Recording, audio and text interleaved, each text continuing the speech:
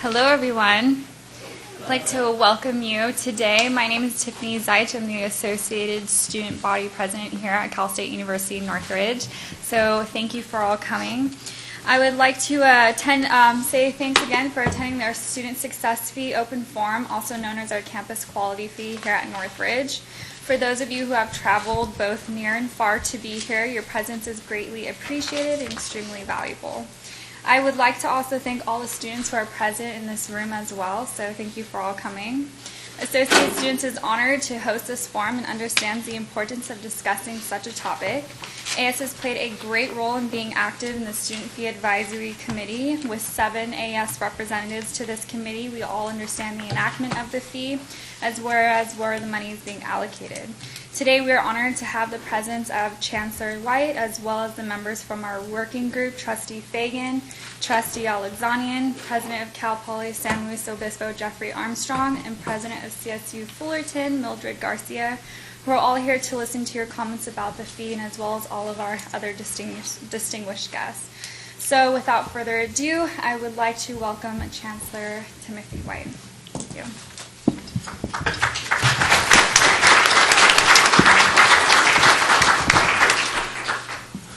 Thank you, Madam President.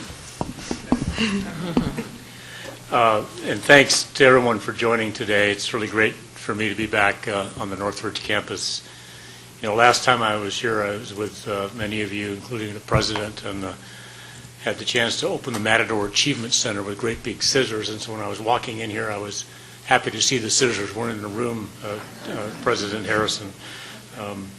But I do want to remind us all that this is a public meeting. It is being video recorded and web streamed, and it'll be archived. And for those individuals who are joining us online, you can submit written feedback at the website that is listed on the public notice. And for those that are able to be here in attendance today, it is important that we ask, so everybody can be heard, that we keep our remarks short and to the point of the student success fee, the work group, the trustee work group on student success fees. And I want to make sure all voices are heard, and so I'm suggesting that we should have about 2 minutes per comment, and that should allow us to get through in our hour and a half all the people that have gathered here. And there is a clock over to your left, my right, and I have 42 seconds left to finish my comments.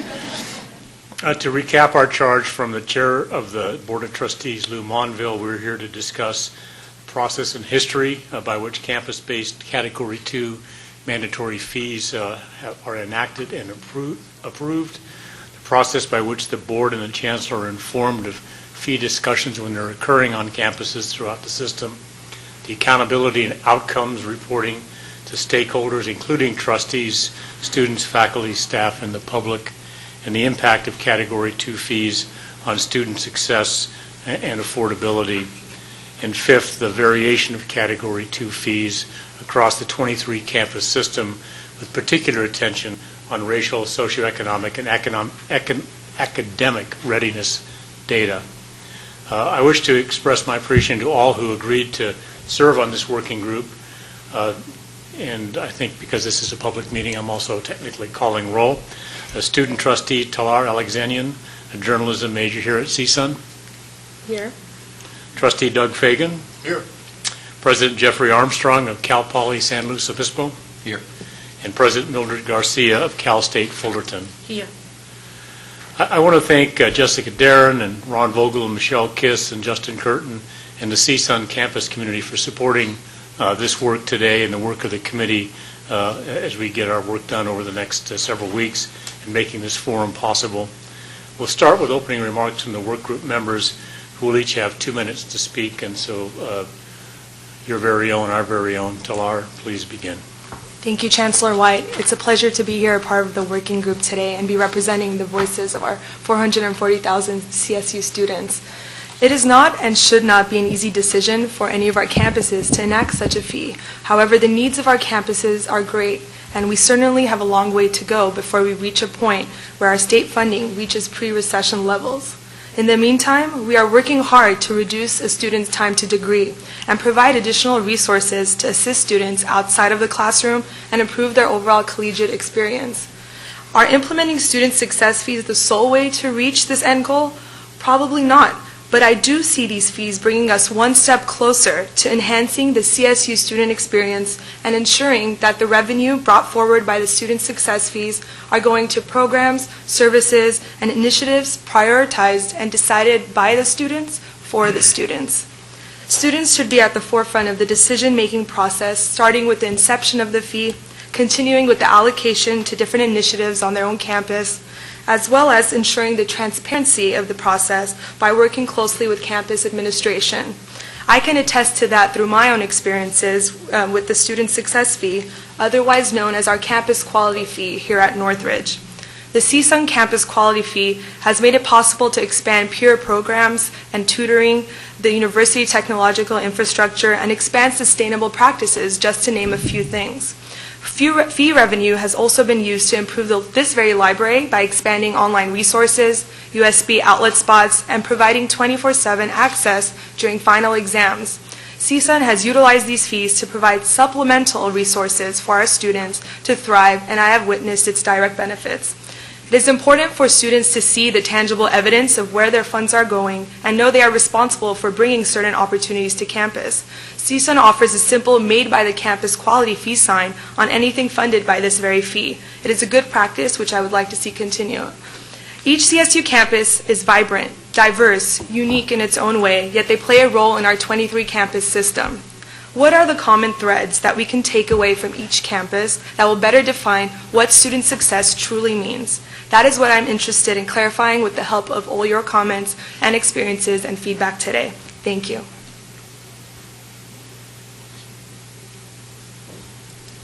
First of all, I want to thank President Harrison and Cal State Northridge for having us here today.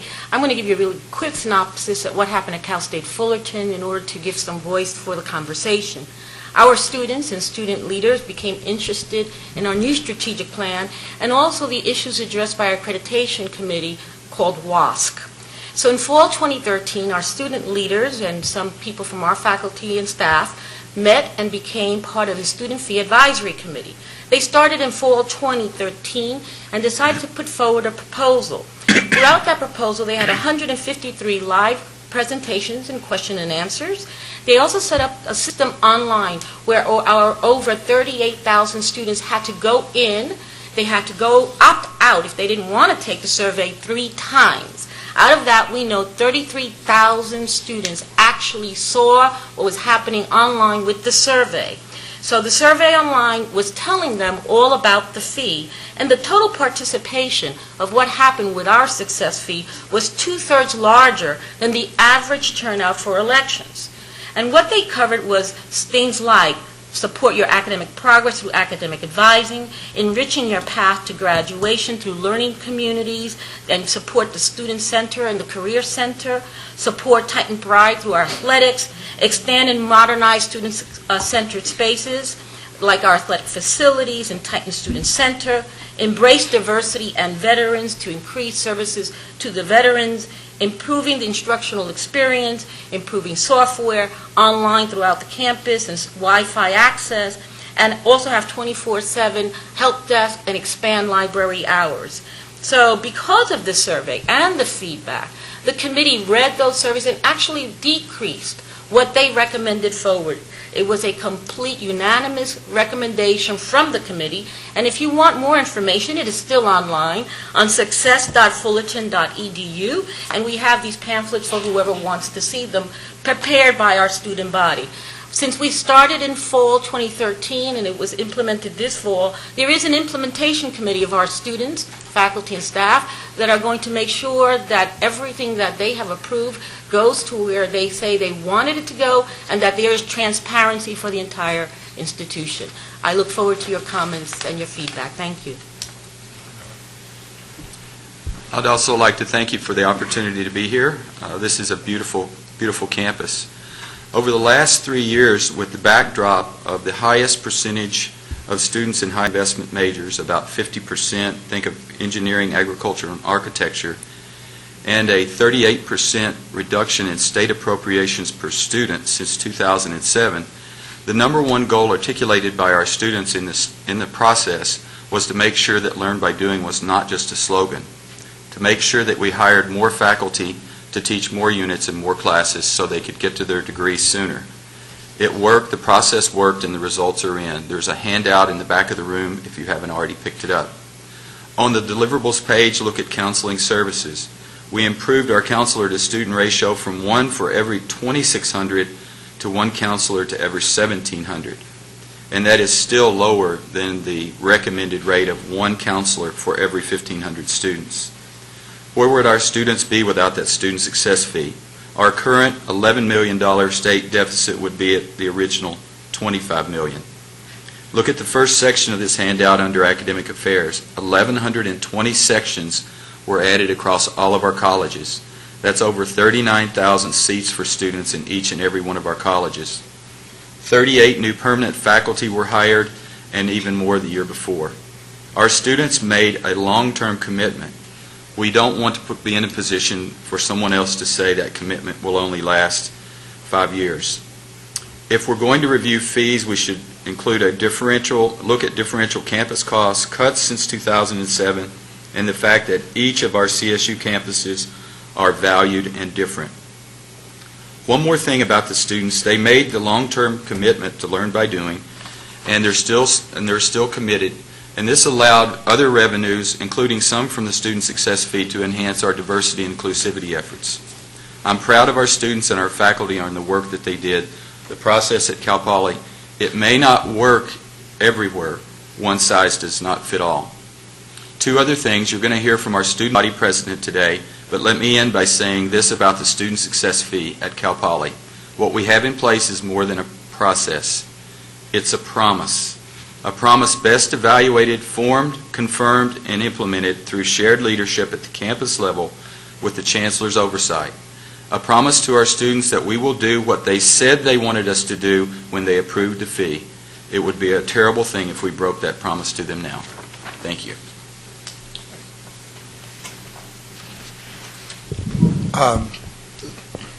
So thank you for having us all here, and want to point out that Talar and I are not the only trustees in the room, that Stephen Spanik is here, and thank him for coming. He's our faculty trustee, and so I think we all look forward to hearing from him, even though we've already heard a few things in the trustees meeting, but certainly want to do that.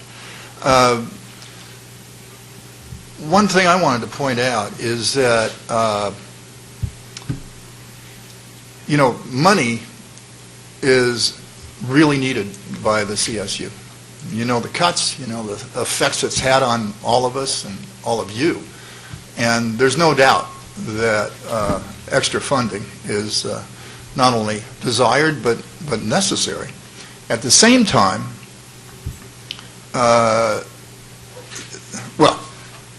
the point is that the extra funds coming in for the success fees, as the 2 presidents here have stated, and we've seen at other campuses, in a lot of ways have been very helpful and gone right for the heart of what this is all about, teaching faculty to enable us to have greater effect and speed up things as far as getting in and out and getting on to life.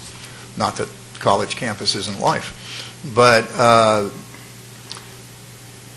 we want to look, I think, not only at the benefits, because the benefits have been great, and I don't know that there's a lot of debate about benefits. There's a lot of other issues that students have brought up to the trustees in the meetings, media discussions, and we want to hear not only from the people who support this, but if you feel less supportive of it, please feel free to speak up and describe it. We hopefully will be looking at all aspects of this, not just the benefits, which are clear and necessary, but also the methods and the structure and all those issues. So we're here in part because of the concerns that were expressed by a lot of people from the legislature on to the students who showed up at the meetings, to some media reports. Clearly that's a controversy. And so please speak up and let us know both why you're in favor of it or why you have reservations. Thank you.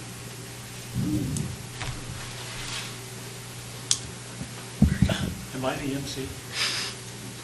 Apparently so. Okay. I didn't recognize one.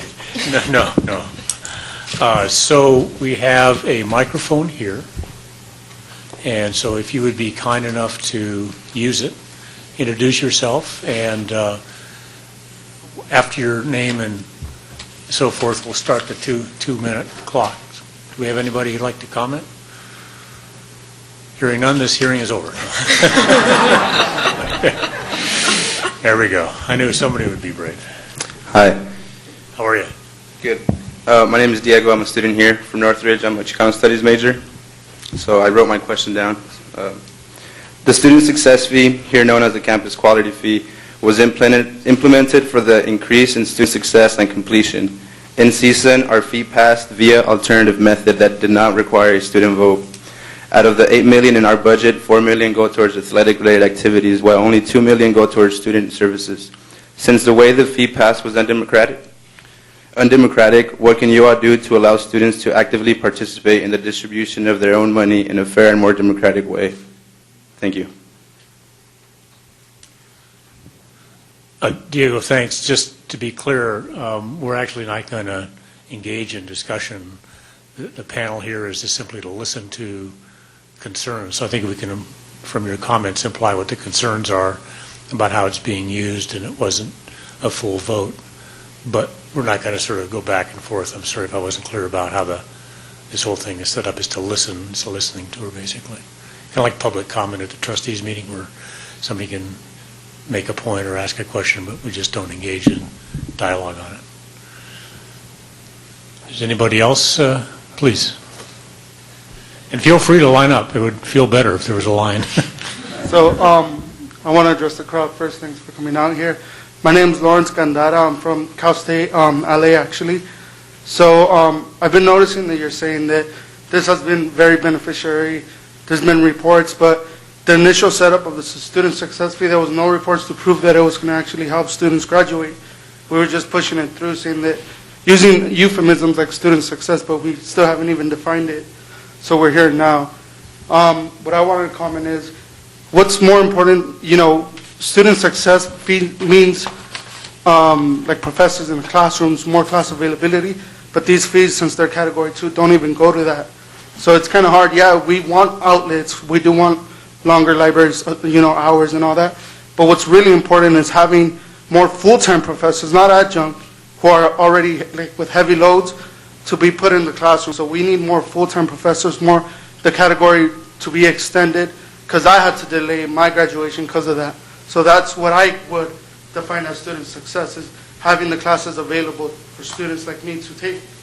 So, thank you. Good. Thank you.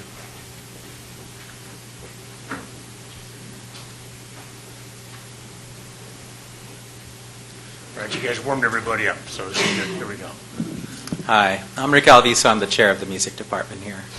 While in theory I have no problem with the campus quality fee, it certainly has created a lot of confusion and a lot of difficulty in the music department making this transition, and we're still trying to figure out how to make the transition, because in the past and in a lot of other music departments across the country, certain things have historically been paid for by the students, music department students.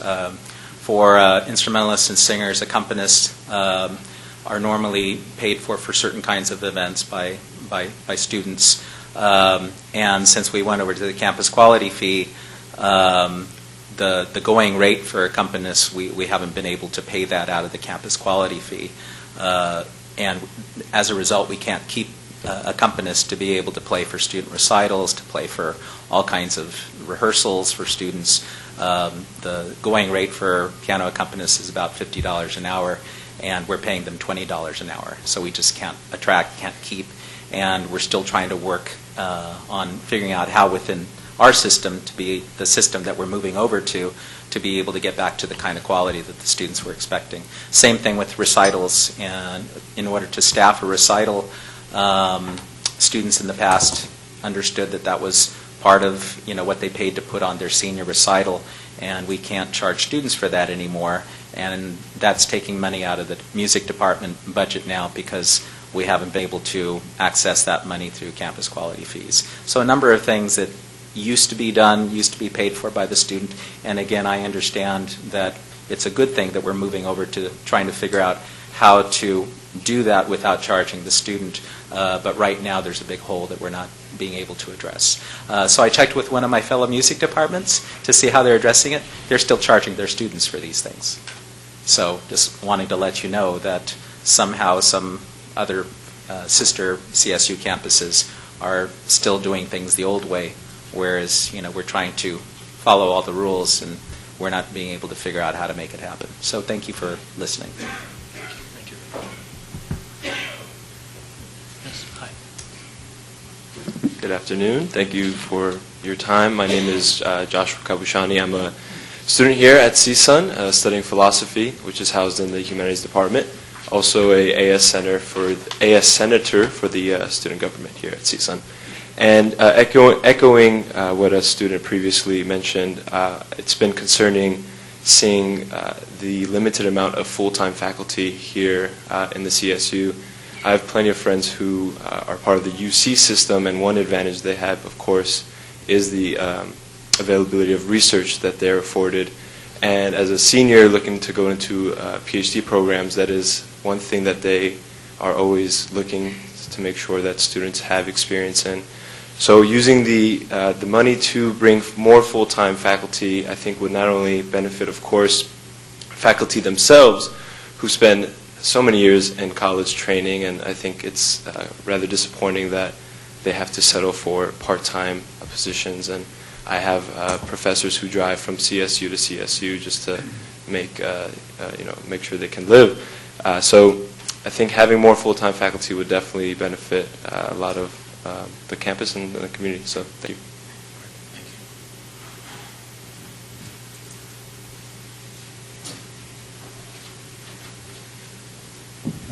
Good afternoon. My name is George Reyes. I'm the Chief of Staff for Associated Students. I also serve in the Committee of Allocation for Campus Quality Fee here at campus. And it's a very awesome opportunity to see where that money is going towards. And I myself make sure to think about what my constituents would want, especially when it comes for student fees and what they're paying for. Some things that I've seen improve in our campus with this fee is our Wi-Fi, definitely, as well as having more advisors in my college, as well as other colleges that we have here on campus. I know we've talked about faculty, which is also needed, but seeing that I can now go into my advisor and know where I have to take next, and instead of having a 5-year plan, having a 4-year plan is what helps me as well. Lastly, something that I would love to see is more visibility for where our athletics, our fund from Campus Quality Fee goes towards our athletic programs. Thank you. Could you clarify that last comment? I'm just, not to debate it, but I didn't quite understand what you said about athletics. Where our Campus Quality Fee fund goes towards athletics. More transparency. Okay. Hello. Thank you for having me. My name is Jay Bayless, Black Student Union President at Cal State Fullerton.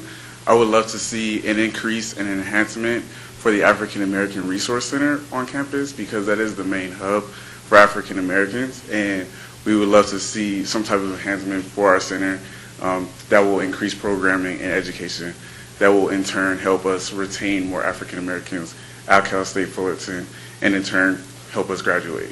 Thank you.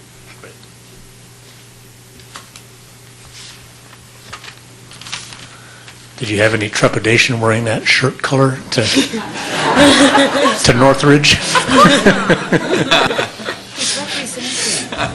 He's representing. Yes, yeah. He has the right title. Okay. Hello, everybody. Good afternoon. I'm very glad that we all took the time to be out here and discuss these very important issues. I'll be concise. My name is Jose Zavala. I am a supplemental instruction leader at Cal State University Fullerton. And the Student Success Initiative, as we call it at Fullerton, has helped the supplemental instruction program grow tremendously. So for those of you that don't know, supplemental instruction is peer-led study sessions in which students who performed well in X class turn around and help future generations of students continue to perform well by guiding them through the course. It's assigned to classes with high drop, fail, and withdrawal rates. And what we've seen is, on average, the students who participate in supplemental instruction earn a letter grade higher in whatever class it is that they're taking. In my case, I'm an organic chemistry SI leader, and all of my students do great. So that's just a comment that I'm having. That's a way that Student Success Initiative has helped students succeed. And thanks to the Student Success Initiative, over the next 3 years, we will be, this is very exciting, doubling the size of supplemental instruction at Cal State Fullerton. So that will be greatly helping students to succeed in school, pass classes on time. Additionally, we'll be opening a lot more courses, bottleneck courses at Cal State Fullerton because of the Student Success Initiative. So that's just another plus. And thank you very much. Thank you.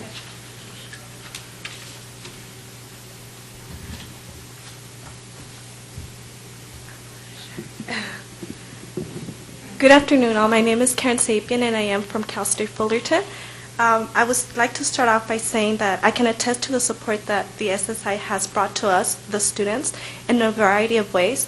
First of all, I'm really proud to say that I am part of the Ted and Dreamer Research Center. I am a student assistant there, and I have seen, it being one of the first in the CSU system, I have seen how students have, the utilization of the students there at the TDRC has been increasing tremendously, and that for me it's something that has helped us very much.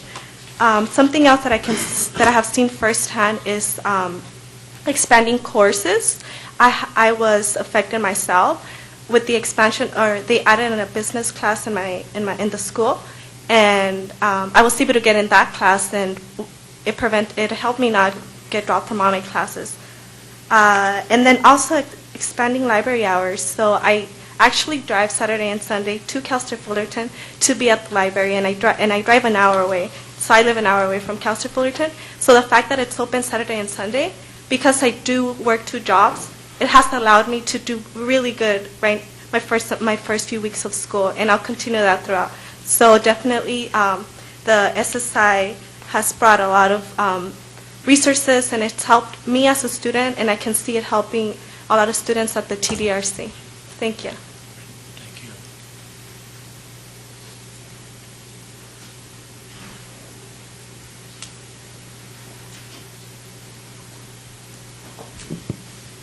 Hello, everyone. My name is Joy Sullivan, and I graduated from Cal Poly San Luis Obispo this past spring with a bachelor's degree in political science, and I'm starting my master's in public policy today, actually, this evening. As soon as I get back. Do you need a note? I've been properly excused. I think he understands it's worth it, so okay. I think we're okay. Thank you, though. I appreciate that. So from my understanding, this conversation is less about liking student success fees or not, or whether they help on campuses or not. It's about the process, and whether the process works well, and really what is needed for the process to be better. And I think the 5 of you have read through Cal Poly's process, most likely. It's rather long, and that process works. It works very, very well. On our Student Success Fee Allocation Committee, 64% of the voting members on that committee are students, and they are students that are elected to serve their colleges, so there's equal representation from the colleges. The students on our campus understood that in order to walk out with the high-quality degree that Cal Poly offers and promises, that they must invest more into their education. And they decided that with 40% of our students voting in the referendum, and over half of those students voting in favor of it, including myself. It isn't that they want to pay. No one really wants to pay student success fees because it's extra money, but they realize the importance of it. They realize the return on investment for making sure that our campuses hold up to their promises in giving us the education that we deserve. In the process, it's critical that individual campuses decide whether a student success fee is best for them and what that amount is. Every campus has different needs. I think you can tell that by the comments that were here today already. Students need to be a huge part of that process. On our campus, our relationship with our administration is fantastic, and I'm not just saying that because he's in the room. I promise. They keep us informed and involved in every single conversation where a decision is going to be made that impacts students. The transparency is incredible. Last week, I received 20 documents with deliverables to date for every single department that received student success fee money last year. Our students voted for the student success fee because they wanted more classes. Over half of our money from student success fee money last year went to classes, and you heard the number of additional seats from President Armstrong. The process is important, and I know one size doesn't fit all. We hear that a lot. It doesn't. But our process does really work. And I think there are solutions. I ran out of time. Like that. Sorry. There are solutions where students are the most involved. And that is really critical for us at Cal Poly and I think across the system. So thank you. Tim, could I just... Sure. One comment on kind of limiting or focusing this discussion on the process and those kinds of things. We're interested in everything that you might have to say about student success fees. So if you have a thought that you think doesn't fit into a box that we've described as far as what we're talking about here today, please feel free to talk about it regardless, as long as it's on the topic of student success fees and what you think of it, or any of the aspects of it. Go to our bat. Thank you, Doug. Yes. Hello. Thank you for being here at the wonderful Cal State University, Northridge. This school is amazing, but before I talk about my school or my concerns, I'd like to introduce myself. My name is DeMonte Thompson. I'm an identical twin, so be careful. He's walking around somewhere. And my major is business management, and I serve on the USU Board of Directors. Been serving for 4 years now. It's been an amazing experience. But some of my concerns, I wanted to know what student success was, so I kind of defined it in my own terms. I define student success as inclusive mentors, classes, learning, counseling, scholarships, facilities, and programs. And when I say that, there have been many misrepresented or underserved communities on campuses that I've been concerned about that have not been getting these resources. Myself, I'm a foster youth. There's no foster youth kind of space on campus for foster youth to get together to kind of inspire each other to look for scholarships or other resources like the Chafee Grant. So they don't know about these things. EOP, Educational Opportunity Program, they do have a small program that assists foster youth, but that's underfunded. So I think this Student Success Fund, and I'm not only speaking about foster youth, some other underrepresented communities could be the dreamers. They are the dreamers, you know, the dreamers and transfer students. Many transfer students that come from, you know, Glendale Community College, Santa Monica Community College, and they come here and I say, hey, bro, nice to meet you. Hey, sis, nice to meet you. And they say that they don't feel connected to the school. And I say, you know, didn't you go through orientation? And they say, no, I didn't go through that. Or, you know, I think that there should be something specific or maybe a space for them to be able to kind of be served. I have about 26 seconds, and I'll continue with those seconds. But me, myself, I was the lucky one to have been able to be a part of that group who was served as a foster youth. Now, it's only 5 to 8% that are being served. So the rest of the 92, you know, they're out there, and I'm trying to reach out to them. But it's kind of hard to find. Some people, they don't consider themselves as foster youth, or, you know. So it's, like I said, it's kind of an iffy thing. But I think this resource and these funds could be utilized in many areas. And I urge you all to do your research on the topic of dreamers, foster youth, and transfer students. Okay. Thank you so much. Thank you.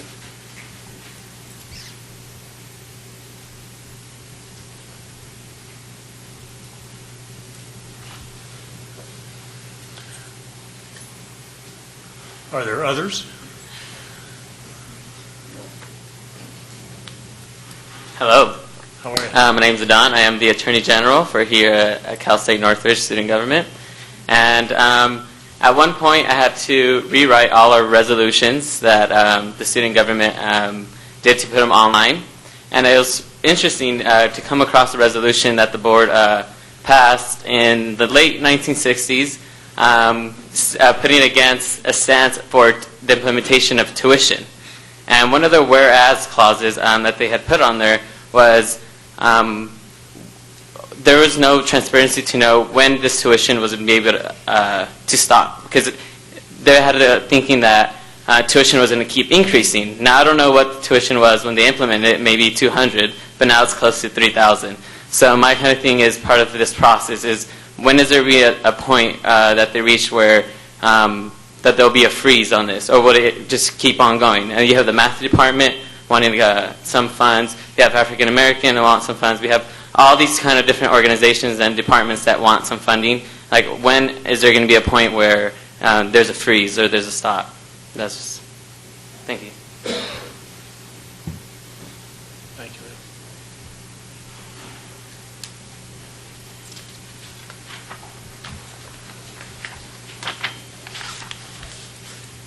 Hello, you guys. I'm a student at Cal State San Bernardino. To kind of answer your question, there was actually a tuition freeze signed by the governor years ago. However, the student success fees were implemented as a workaround. So they're still charging more money, despite the fact there's supposed to be a tuition freeze. On top of that, there was, if I'm not mistaken, a moratorium on the student success fees passed in the recent budget. I don't remember if it's supposed to eliminate the fees or if it's supposed to just put a freeze on what they're already charging. So, and as for the student feedback, most of the feedback I've gotten with various student groups I'm with has been negative. They don't even know that the fee is going on. There's very little information about it. It just gets rolled in with what they have to pay, and they're not informed about it. I've spoken with many, many people on my campus, and nobody seems to know about it outside of the student groups that I'm with, specifically because they research into it, and students really don't like it. That's all I have.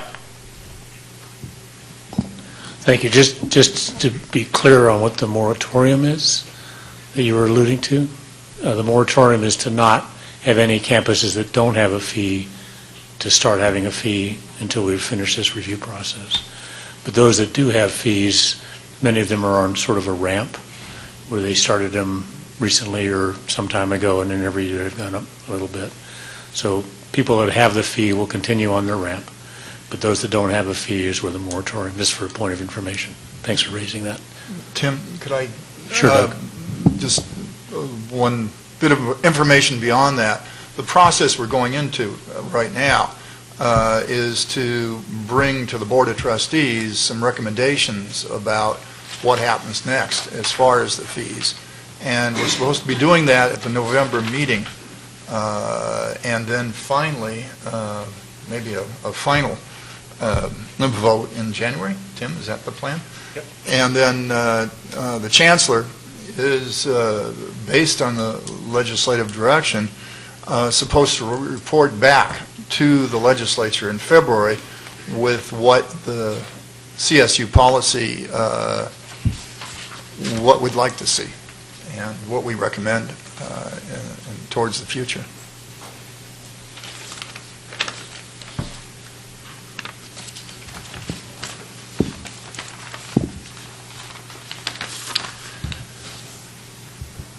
Well, if there's, here we go.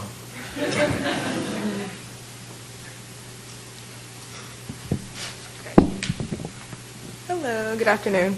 My name is Catherine Germany. I am a graduate senator here at CSUN in AS. This is my first year, so a lot of this is new to me. I'm in grad school getting my master's in counseling with an emphasis on college counseling and student services. And I would just like to say, kind of parallel to what other students have been saying about the fee, how it has been helpful. Some areas where I've seen that it's been helpful as far as the extended hours for the library during finals. That's great, because as a grad student, I'm pretty much always in the library. Also, the tutor labs for math and science has been great. I do a lot of work with peer educator programs, so it's good to see that some money went to Project Date, which helps with sexual assault and domestic abuse. Also, enhancing mental health here on campus. Reserve textbooks, because textbooks are extremely expensive. So it's good to see that there's money that went into that, so that students who can't afford textbooks or the pricey ones can go to the library and have that there for them. Also, we have here on campus TWOS, which is an early warning system. I used to work with freshmen my first year. in grad school, and to have that early warning system to catch the freshmen who may be slipping in the cracks, who may need the extra assistance, is a great warning system to have. And also the printing at our library, or at our print lab, is great too. One thing I like about CSUN as far as how we implemented our campus quality fee is that it's very transparent. You can literally just Google CSUN campus quality fee breakdown, and it will tell you, the first link will tell you where all the money is going. And I think that transparency allows for students to see that we're just not being charged for something and we don't really know where it's going. Everything is broken down there. As one of the students mentioned, I feel that with anything, there always can be improvement. So I would definitely say getting like an AB 540 center for those students, a transfer center for those students, and also like maybe a multicultural center. Shout out to Fullerton. You guys have a black cultural center. We don't have one yet, so hopefully we can get something there just to help these underrepresented students or the students who are maybe like underserved. So yeah, that's all I have. Great. Thank you.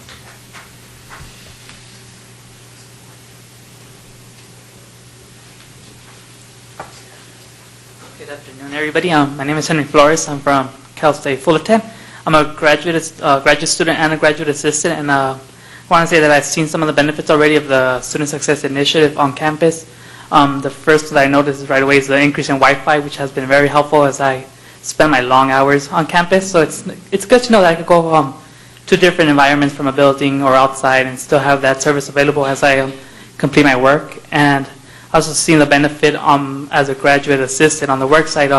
In the spring, we'll be having 2 academic advisors that will work specifically with our students, so that can help increase the graduation rate, and it'll be very helpful and nice to know that our fees are going to a place where we desperately need it. So thank you.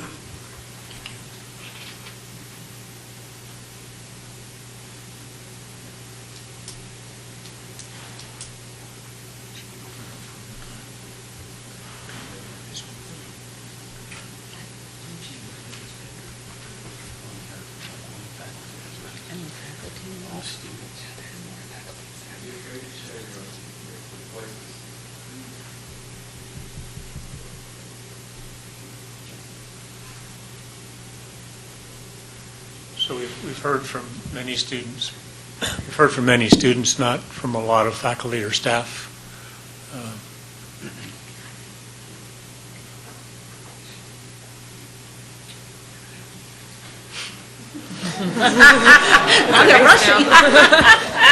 I'm a psychologist and guilt works, so thank you very much.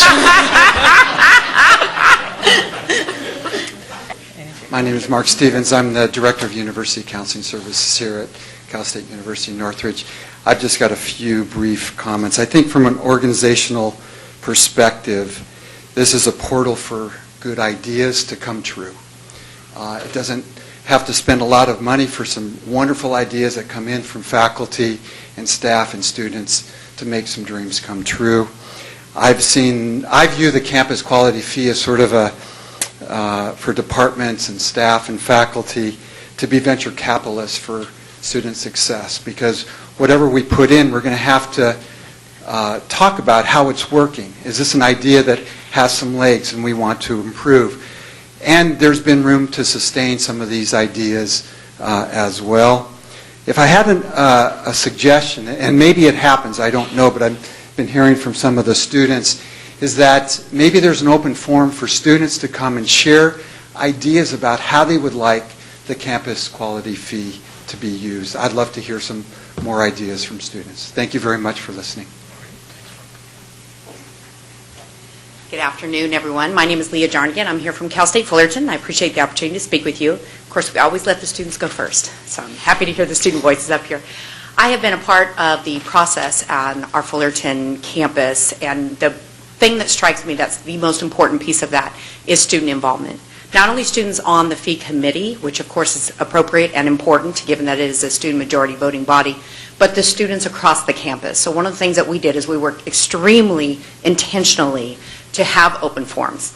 So thank you for that comment. Not only presentations, but open forums in the daytime, in the morning, in the evening, as well as the website, which our president alluded to. We actually made that you had to opt out and you had to do it 3 times before you could get into the portal and do other business you needed to do.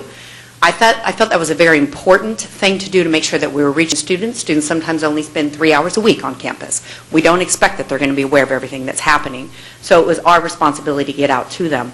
The final piece I'll say, and I know I'm out of time, is that I am a proud product of the CSU myself, both my undergrad and my master's, and I've worked in the system for 22 years. So for me, always students first. And that was the process that we made sure we followed at Fullerton. Thank you. Good afternoon. My name is Deborah Hammond. I'm the Executive Director of the University Student Union here at Cal State Northridge.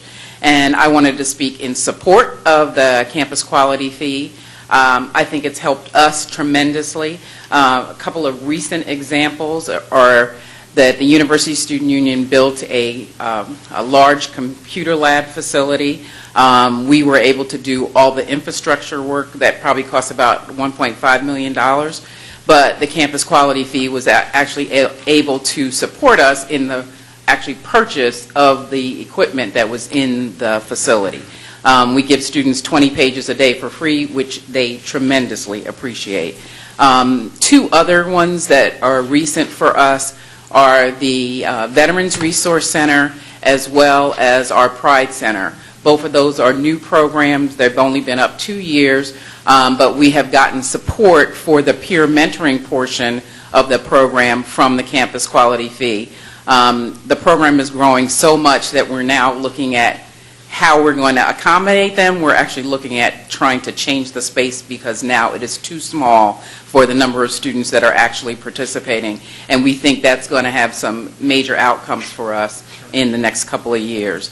The other thing I wanted to comment about was the survey part of the process. On our campus, there's a survey that goes out to about, I think, 10,000 students of our 40,000 to have input into the ideas that are being considered. And that, to me, is very telling. It goes to some of the things that people already talked about, the transparency of the process, that people need to obviously participate in it, but they do have a chance to make comments on whether they think a peer mentoring program makes sense or a facilities project or whatever. And I just think that I think ours was the first one, so we've been doing this kind of a long time. There's always room for improvement, but I really believe that it's been beneficial to ourselves, all of our students at Northridge. Thank you.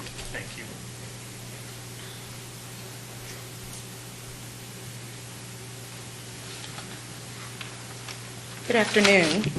I bring greetings from the Financial Services Department. My name is Deborah Wallace, and welcome to all of you all to our beautiful campus today. But I'd like to speak from a couple of perspectives. One is from a parent perspective. I've had three students to come through Cal State Northridge, and they are successful students. I have two daughters who are here now, one a sophomore, one a junior. My son just recently graduated and is in a good medical school in Chicago right now. My husband is also a graduate, so I can speak from a spouse perspective. So I think I'm quite qualified to talk about student success here at Cal State Northridge. What happened to you? I'm a Carolina girl, so I came through the Carolinas. But I'd like to say that I know it's successful. Is there room for improvement? Of course. But when I see my daughter, as she was last night, sitting at the dinner table and doing some statistics, and my husband saying, it looks like you've kind of grasped that after you complained about it for the past couple of weeks. And she said, you know, I've been going to the lab. There are free labs on campus, and it's been very beneficial. So what I'd really like to see the students do is really champion that and really go out and speak to other students and tell other students about the services that are available to campus, on campus, because when they work it, it does work. So thank you for your time.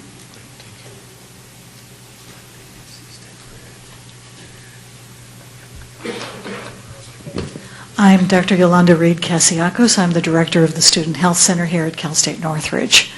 As you've heard from many of our colleagues and students, the focus on academic retention and academic success involves not only the very, very necessary in-classroom focus, but the co-curricular experiences and activities. The National College Health Assessment of the American College Health Association identifies multiple impediments that students face in their academic careers, and many of those are addressed by the services that are provided by these fees, such as our campus quality fee. So I'm very strongly supporting it. It provides the opportunity for students to obtain services that they would not have had access to otherwise, including mental health services and other types of support services, as well as academic services, provides opportunities for student engagement, including through the very documented evidence that participation in athletic events can be a very positive aspect of a social experience.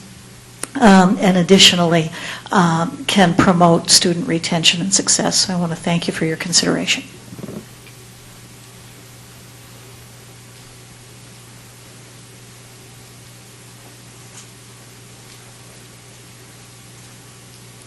Hello, my name is Jaspreet Gutra, and I am a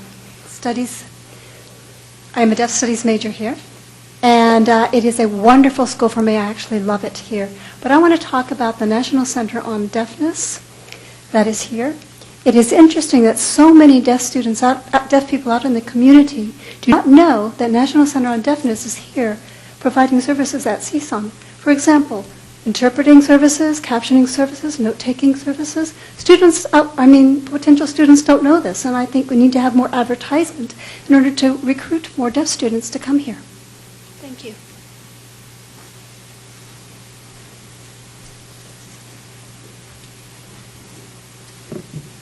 Hello everyone, my name is Victor Rojas and I'm here from Cal State Fullerton, and thank you for having us. One thing that I wanted to comment about is a word that I heard and hasn't been said very much, is the word transparency. I'm actually happy to report that on our campus, all the SSI meetings on our campus are actually open. Everyone is invited to come. Everyone is encouraged to come.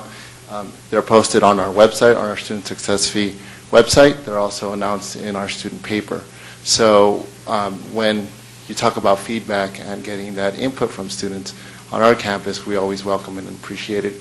And I know what we hear is what we in turn bring to the President as a recommendation. So thank you. I'm sorry. Staff. Okay, what do you do? I work in the Vice President's office. I manage her special programs, the Vice President for Student Affairs. That was a compliment about your youthful look. Oh, thank you. My wife dresses me. And you admit it, very good. Me too. Hey everyone, my name is Ian Frawley and I'm the Senator for the College of Business and Economics at Cal State Northridge. And piggyback off what Deborah Hammond said, I actually worked at the USU Computer Labs a year ago, and that place is packed. Students are there all the time, printing all day. At points, we had services, I think, going till 11 p.m. It's been a while since I've been there, but people would always show up. Also, I'm a DRESS student, so I have ADHD and dysgraphia. So back in high school, academics was always a struggle for me because I'd get very frustrated when I couldn't figure out an answer, and I'd just skip out, and I'd just be like, all right, I'm done. But because of the tutoring services and the techniques I learned there that they offer through LiveOCall and they offer math and tutoring help, I now have a 3.82 GPA going through college. And so the success rate of the tutoring programs is unbelievable. And so that's why I think that success fee, there's no question about it. And now I'm applying to Deloitte and EY. So it really is just something that I think is highly valuable. Thank you so much.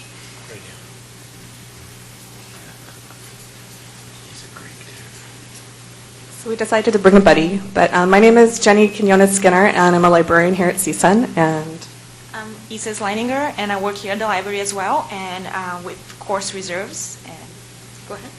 Oh, so as together we just wanted to provide the comment that we think that one of the things that this pot of money has done on campus is really provided an opportunity for projects or ideas that come up that are flexible or might change over time. And as we all know, working in the CSU, pots of money that are allocated to different departments on campus can be kind of rigid and stay in a certain area forever or for a long period of time. So one of the things that obviously through the tours you guys have seen is our media center that's new, providing access to students for film software, equipment, and it's students only. And that's something that wouldn't have happened without this type of funding, and it provides an access not just to Library 24/7, which is really important, but also to the services and technology. And that's really a big issue for our students and as librarians that we're concerned about, is that people know how to use and access technology, so this type of money is helpful for that. I would also like to urge, from what some of our students have talked about, this issue of transparency is really important to make sure that students are able to vote, have enough time to vote, to know what's happening with any type of fee that's added on, and maybe even a percentage of voters that have to participate in order for something like this to pass, I think would be an idea. But I'm going to pass it to Isis to talk about what it's done for the library. I want to thank you for providing us with the funds to get textbooks.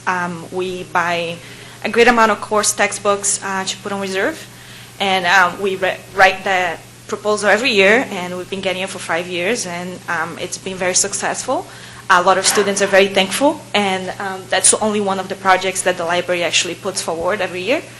And that's the Creative Media Studios and other projects that we've been getting, and some extra funding for resources and materials that students need. And that's very thankful, very grateful. I'm very grateful for that. And I was a student here, and now I'm taking classes at San Jose State, and I work here. So my whole, 8 years now, it's been at Cal State, and it's very great that we have such project for the students. And do you want to say anything else? I would just stand on the flexible component is really great. Like I said before, a lot of money on campus doesn't move around very easily. So when you have an idea for something, especially how quickly technology and things are changing, we want our students to come out and be information literate, media literate, know how to use and think about stuff. And to do that, sometimes they need to have tools and resources. So how can we acquire those? But also make sure it's stuff that students want or need. And that's why the fund has been helpful on campus. Yeah, and I would just say that the transparency issue is very important, like she mentioned. I know a lot of the students who actually check out the books on reserve, they don't even know it comes from the CQF. We call it CQF here. And they don't even have any idea that those books actually are bought from their own funds. They are paying for that. And that would be very interesting if there would be more of a, like she was saying, more people participating, and more people would be actually involved and know what's going on with the funds. Thank you.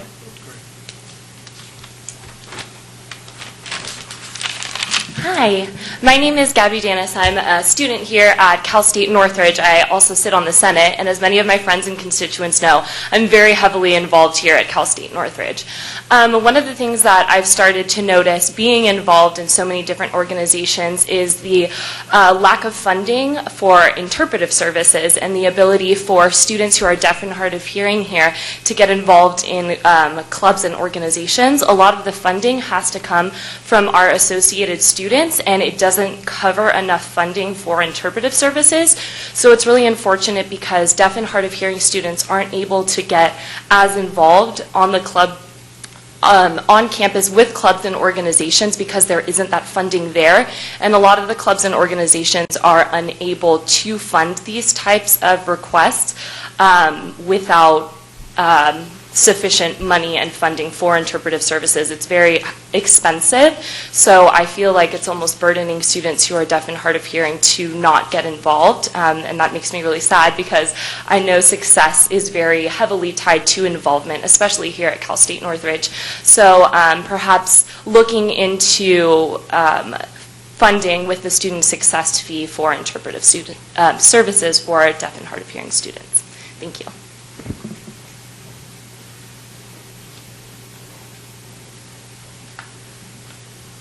Hi, good afternoon.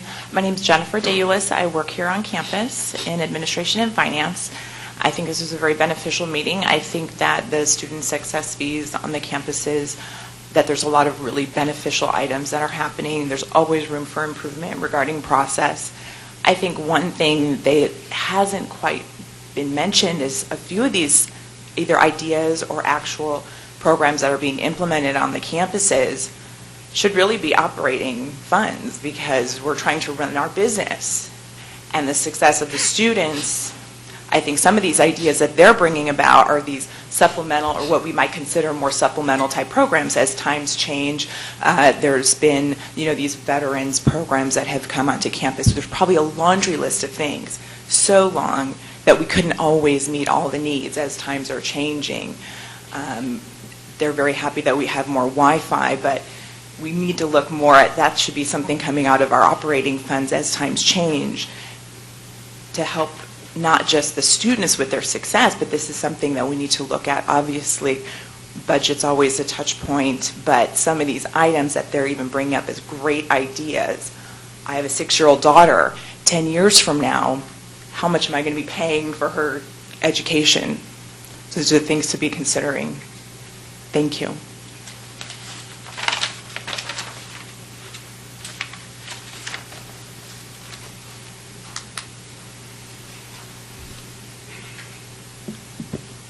Hello, my name is Orion Block. I am Senator for Upper Division, and I'm also an employee at the Pride Center. So I am for the student fee, and I say that not wanting to pay, knowing that the economy's in the pits, knowing that gas keeps going up, and like our cost of living isn't going up with our minimum wage jobs that we can get while we're doing school.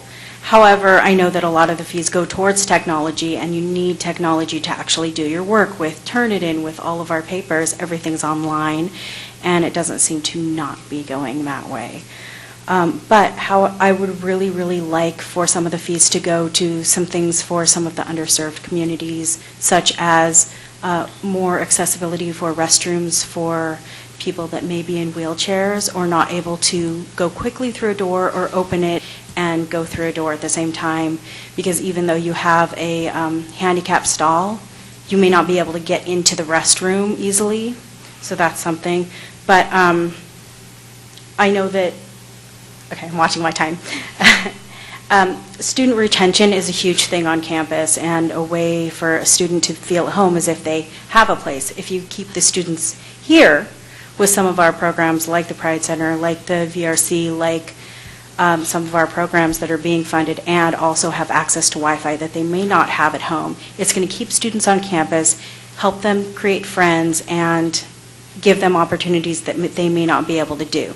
Now, if we can refocus students and be able to advertise to them possibly some way that they can get scholarships, that they can find other resources, that might be a good way. I don't have any ideas on how to do that, but I would like to see that. Thank you. Thank you.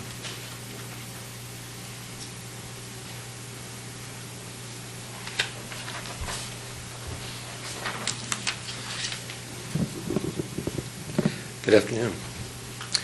Thank you for using this campus as a portal, one of several, to encourage discussion on this important matter. My name is Gerald Schutte. I'm a faculty member here on campus at Cal State Northridge. I am also a statewide academic senator, and for most of the last 10 years I have been the chair of the Educational Resources Committee of the Faculty Senate here on campus. More importantly, however, my tenure and affiliation with this university is about 42 years. So I've gone through 4 presidents on this campus, 3 chancellors, and 2 unique constitutions of the Board of Trustees. You've worn us out. I've worn myself out. But one of the advantages of having this long view is that I have been able to see certain trends in the political process. So I'm going to make my comment very short here. It has nothing to do with the substance of the quality fees, but there are 2 important principles that I think this committee should take under consideration as they go through the deliberation process. One is that if it's a campus quality fee, or success fee, or whatever you end up calling it, it should be run by the campuses. That's speaking to the choir, because I know that your intent is to not usurp that ability, but I have watched political processes over my lifetime to understand how that vacuum takes place. And consequently, if you vote to keep them going, and thank you, Chancellor White, for clarifying the moratorium, because some have it, some don't, but if you're going to vote to keep this going and make it universal, please, I admonish you to keep it under campus control and not CSU control. Okay, that's number one. Number two, I would admonish you to make sure that there is a firewall between the operating funds and the campus quality fees. There is a tendency and a need for further revenues to start sucking things from one avenue to another. We've seen that happen in the last year, where capital funds and operating funds have been suddenly merged, and the consequences are yet to be realized. I've been screaming in the wilderness. I don't know how many people are hearing me, but maybe they will by the time my tenure on the ASCSU is over. But I do know that there is a tendency to take discrete funds and aggregate them. I would beg you not to do that with the campus quality fee. So please keep track of those two things. Thank you very much. Thank you, Gerald. Is that all 42 years on this campus, or have you been other CSUs? I've actually been in and out. The tenure started 42 years ago. I'm still going. Yeah, good for you.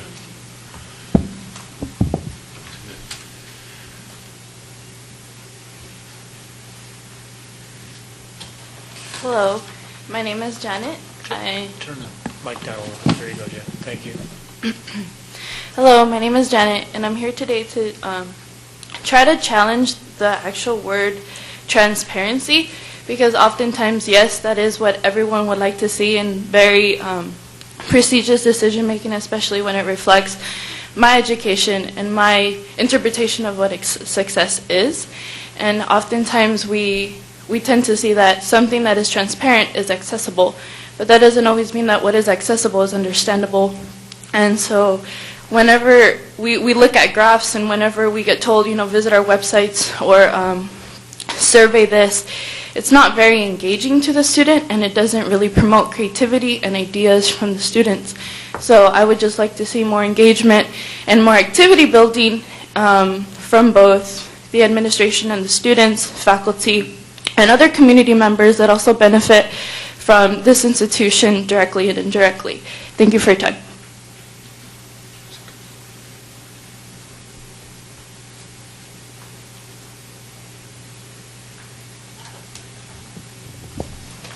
Well, we have about 19 minutes left or so in our allotted time. And are there any others who would like to offer comments? There is a website for those who are uninclined to speak but have thoughts to share. And if you go to this at the CSU website, you'll be able to see what that website is, and your comments will be read and reviewed by this work group as we report back to the trustees.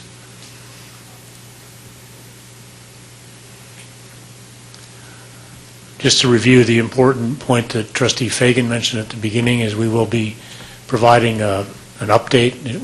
Our work won't be done in November.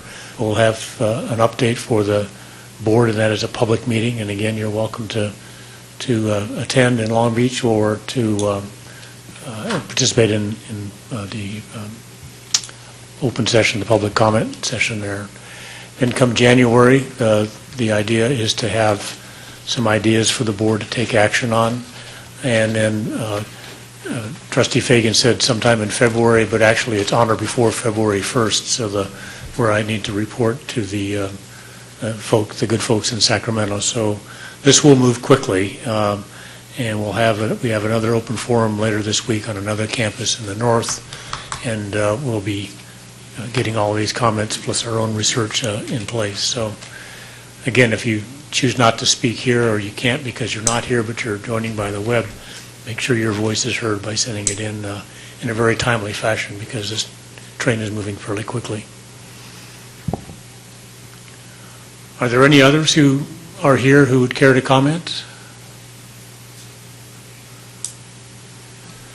Hearing and seeing none, this open public meeting is now adjourned. Thank you. We've got more work to do. Thank you. The meeting should hold. Thank you, everyone, for attending. Have a great day.